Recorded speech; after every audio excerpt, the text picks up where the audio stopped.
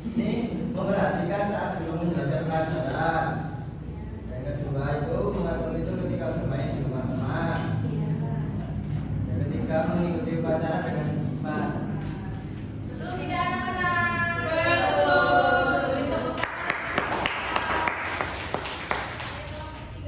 Amatilah gambar di bawah ini, sebutkan nama aturan tersebut. Gambar 1 ini adalah aturan di rumah. Gambar 2 aturan di sekolah. Gambar 3 aturan di rumah. Gambar 4 aturan di sekolah. Betul tidak anak-anak?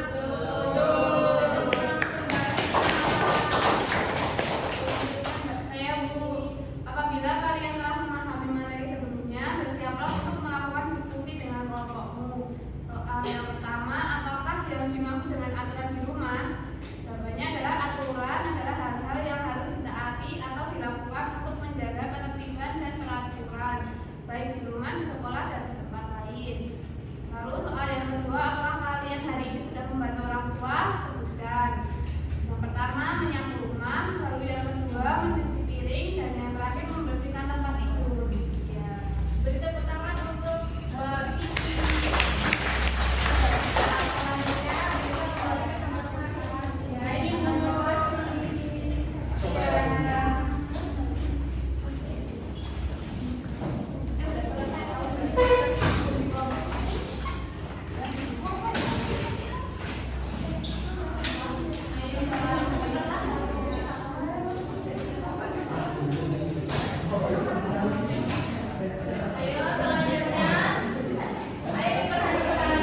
Selanjutnya Ibu ada soal evaluasi.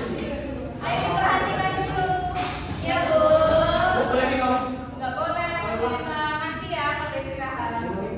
Selanjutnya Ibu ada soal evaluasi untuk mengetahui sejauh mana kalian memahami pembelajaran pada pagi hari ini. Dikerjakan secara individu. Iya Bu. Nggak boleh seperti itu ya Mas Cinta. Nggak boleh. Nggak boleh menyontek Mas Ferdinand. Ayo waktunya 15 menit. Sudah, Bu. Cepetan Bu.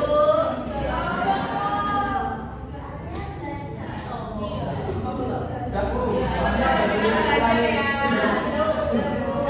Bu sudah. Soalnya sudah di sini. Maksudnya tak silang sedikit.